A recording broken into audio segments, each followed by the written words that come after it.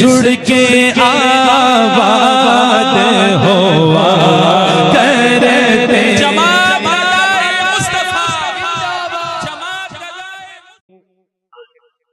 یا رسول اللہ وأجمل منك لم تر قط عين وأكمل منك لم تلد النساء خلقت مبرعا من كل عيب كأنك خلقت كما تشاء.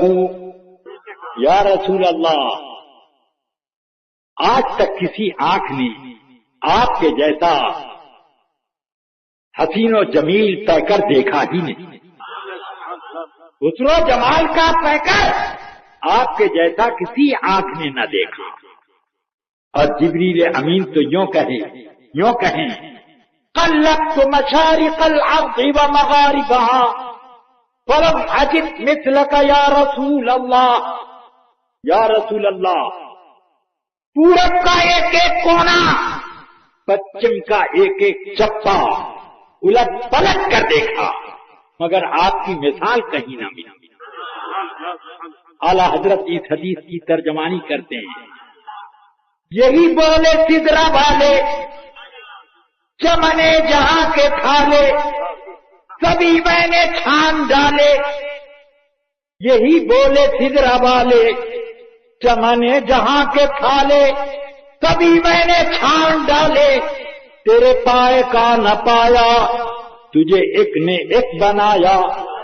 تیری حمد ہے خدایا، تیری حمد ہے خدایا. تو اب ذرا آپ دیکھیں کہ رسول پاک تو وہ ہیں کہ صحابہ ان کی بے مثالی پر اجماع رکھیں. قرآن یہ فرمائے اثر النجوى الذين ظلموا هل هذا الا بشر مثلكم. یہ ظالم ہیں جو چھپ چھپ کر کہتے ہیں کہ یہ تمہارے جیسے بشر ہیں. یعنی جو چھپ کر کہے کہ یہ تمہارے جیسے بشر ہیں وہ ظالم ہیں، اور جو چھاپ چھاپ کے کہے تو وہ کتنا بڑا ظالم ہے. سوچو. ہاں لے دے کے ان کو ایک آیت یاد ہے، قل انما انا بشر مثلکم. اور جبکہ یہ میرے آقا نے تواضع اور بلندی اخلاق کے طور پر یہ کہا. اور تواضع کی بات یہ ہے، خود کہو تو کمال، دوسرے بولیں تو تذلیل و توہین. نہیں سمجھ میں آئی؟ میں اگر کہتا ہوں کہ میں عاصی پرمعاصی پاپی گناہگار ہوں تو اب یہ میرے لیے کمال ہے. مگر میرے شاگرد لوگ بھی کہنے لگیں ارے محدث کبیر صاحب تو بڑے پاپی ہیں. خود اپنی زبان سے کہہ رہے تھے کہ پاپی، خود اپنی زبان سے اقرار کر رہے تھے کہ میں عاصی پرمعاصی ہے، حقیر سراپا تقصیر ہوں. تو جو سنے گا کہے گا یہ شاگرد نہیں ہے، یہ بہت بڑا لٹیڑا ہے، یہی کہے گا. تو اب ذرا سوچو، تواضع میں اگر میرے آقا نے کہا انما انا بشر مثلکم، تو یہ تواضع میں میرے آقا کی صرف بلندی مراتب ہے، ان کی بلندی اخلاق کے نمونے.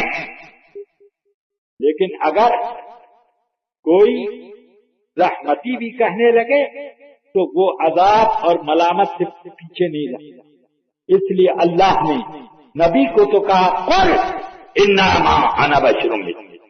آپ اپنی زبان مبارک سے تو بشر مثلکم کہیں، اور دوسروں کو کہا کہ وہ اثر النجوى الذين ظلموا هل هذا الا بشر مثلکم. یہ ظالم لوگ سرگوشی کر رہے ہیں کہ یہ تمہارے جیسے بشر ہیں. یہ ظالم ہیں جو ایسی سرگوشی کر رہے ہیں، ان کو ظالم کہا. تو اب آپ سوچو کہ یہ لوگ کیسے ہیں کہ رسول پاک کے اختیارات کا انکار، رسول پاک کے علم غیب کا انکار، رسول پاک صلی اللہ علیہ وسلم کی محبوبیت کا انکار، آپ کی شفاعت کبریٰ کے اختیار کا انکار، رسول کریم صلی اللہ علیہ وسلم کے رسول کریم صلی اللہ علیہ وسلم کی عظمتوں کا انکار، ان کی بے مثالی کا انکار، جب یہ سب ہے تو اب مجھے سمجھ میں نہیں آتا کہ ساری خوبیاں دیوبندی ہی میں رکھی ہیں کیا، بھوپال ہی میں رکھی ہیں کیا، دہلی ہی کے اسماعیل کے پاس رکھی ہیں کیا، ساری خوبیاں انہی لوگوں نے سمیٹ لی ہیں نا۔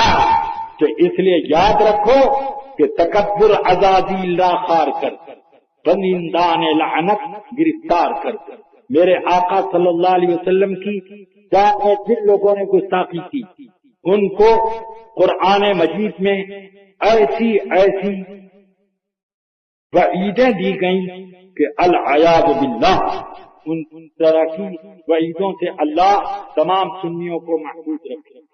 سنیے، ایک صحابی بارگاہ رسالت میں آئے، انہوں نے عرض کیا رسول اللہ میری اونٹنی گم ہو گئی ہے، اس کا پتہ نہیں چلتا۔ فرمایا فلاں جنگل میں ہے، جاؤ وہاں سے تلاش کر لو۔